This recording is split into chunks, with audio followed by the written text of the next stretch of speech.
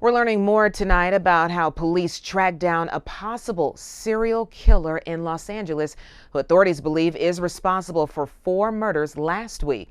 Police used controversial technology to help them find the suspect. Dana Griffin has more.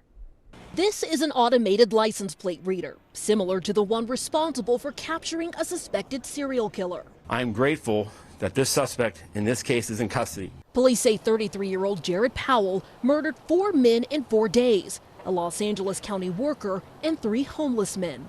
We know there's controversy out there about the usage of this system. If we did not enter that plate into this system, this individual that we believe is responsible for at least 4 murders may have been out there and reoffended. Here's how the technology works. Investigators enter a license plate number into the system.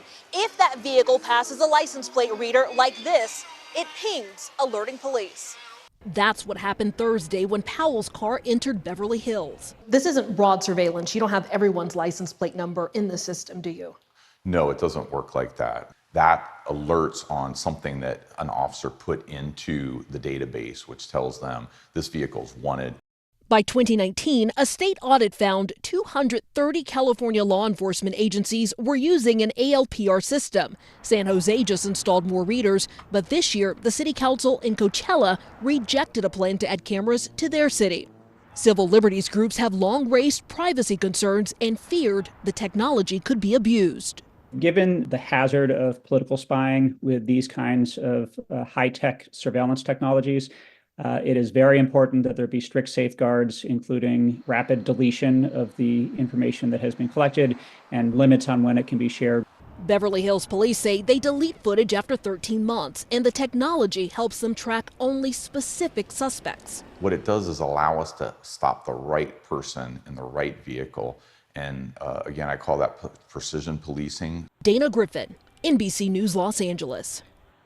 Now to a shocking new report about air traffic controllers, some allegedly showing up drunk or high to work. Jesse Kirsch has details. Tonight, disturbing new allegations and questions about the safety of American air travel. That was shocking. According to the New York Times, over the past 2 years, multiple air traffic controllers have been reported for falling asleep on the job. Others allegedly directing traffic under the influence of alcohol and illegal drugs. The Times reports one air traffic controller showed up to work drunk, joking about making big money buzzed.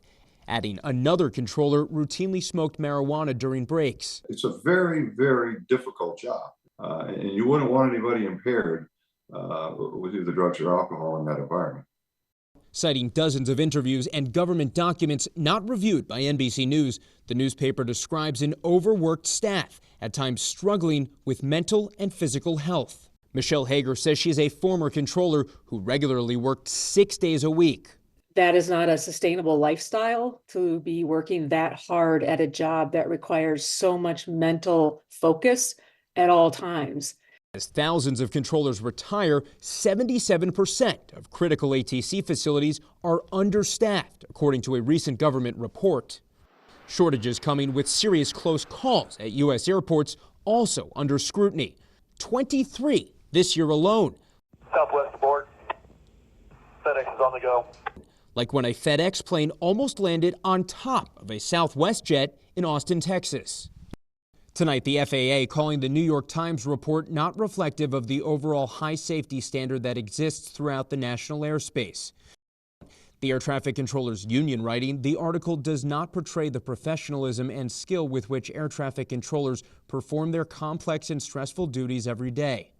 But both the union and FAA acknowledge there are staffing issues, something the FAA says it is working to fix with so many lives at stake.